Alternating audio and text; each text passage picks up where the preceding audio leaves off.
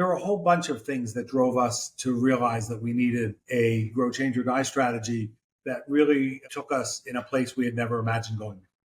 Part of it was that a lot of CDFIs were experiencing the same thing in their communities at different levels, right? Which is the communities had come to expect more of them than they thought they were going to give. And so there was this demand factor, there was this expectation factor to be something more than they were. On the other side of that, there were a small number of CDFIs, those that were already thinking about scale, that were trying to scale, and they were running into this resistance that they weren't supposed to scale. They were supposed to be these small, tiny, little, cute little organizations. And so they didn't feel like they had the space to really do that. But there were a lot of things that were changing. I mean, we'd gone through this go-go growth through the CDFI fund. It was extraordinary. No one had planned for it. We had grown more than we could have imagined. We saw both an opportunity and a responsibility to be accountable to a much bigger idea of who we were, right? Because the earliest CDFIs were created, they were alternative fringe organizations. They tried to stay outside the mainstream. They wanted nothing to do with the mainstream. But the mainstream now had embraced us. Banks were investing in us. They were looking for us to do more as investors. The earliest impact investors were starting to look at us. Faith-based communities were still investing in us. So there was a lot of people who thought this is the future, right? And we didn't necessarily think that, and we needed to convince ourselves of that.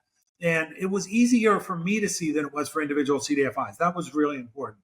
I spent my life going around the country talking to CDFIs, and I was hearing the same things, or I was hearing all these things from all of them. And I could take that to the board, and they could, by conversation, could identify, yeah, that's happening to me. And somebody else say, oh, that's happening to you. It's happening to me, right? And they could begin to see that. Organizations go through cycles of growth, and you go through a cycle, and then inevitably you plateau. You just become a little stale, right? And if you don't innovate and you don't think about a very different future, you're eventually going to go back down, and you're just going to be one little sine curve, and you're going to go down. But if you innovate, when you get to that place, you have another cycle. And if you innovate again, you have another cycle. And that was the imagery, and that was the model that we all came to understand was our challenge, was to figure out what that next phase looked like, and to deal with the pain of the things that we weren't going to be able to do anymore, the things that we're going to stop doing because the change involves loss. And that tied into the Jim Collins work that I was bringing in. And it all just sort of came together in a really compelling way. But the biggest issue was we had gone from being sort of small nobodies that we didn't even think we took that seriously to really central players in the future of financial system, community development, and government and policy. And we needed to embrace it. And we did.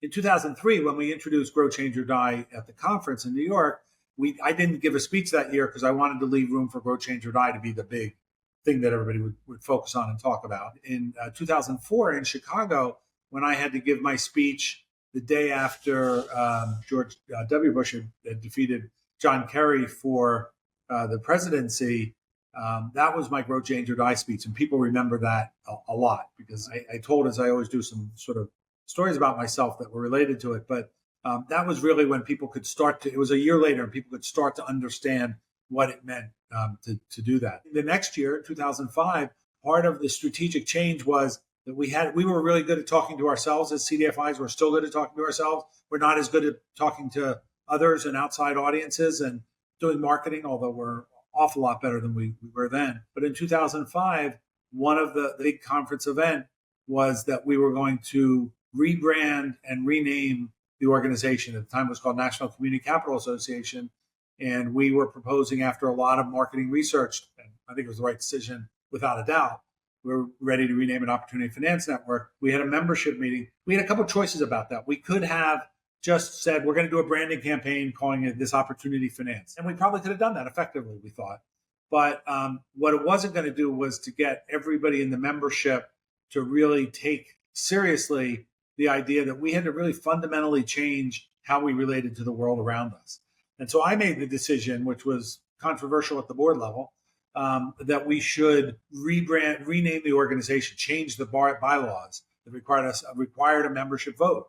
And it required a membership vote of 2/3 of the members voting in favor. That was not a given that was going to happen. And so as we rolled that out, I spent a year meeting with members. I spent a year talking with board members.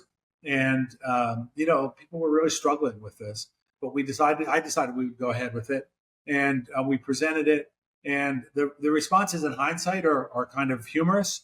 But at the time they were anything but. People were really upset. There was an organization called, I think it was called Lenders for Community Development, who just said, it's in our name. How are we going to move away from this idea of community development, even though the market research was pretty compelling that it was going to be good.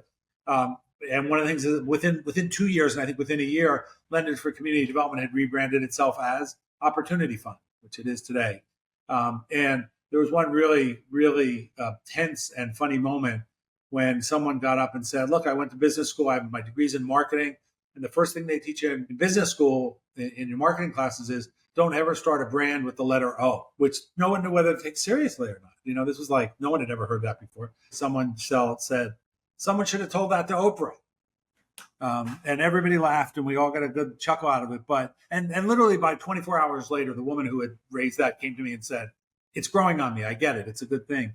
But it was that kind of change that really went to the heart and soul of how people thought of themselves and how they work. Everybody wanted to be their own small entity as a CDFI. And we said, no, you've got to be interlinked. You've got to be, a system working together. People had avoided policy and now they had to get more involved in it. That strategy was really significant. And it's really significant to me now and to the work that we're doing at CDFI Friendly America, because I realized that for all my advocacy, and no one made more noise about scaling the industry from 2004 to 2016 than I did, was that we missed something.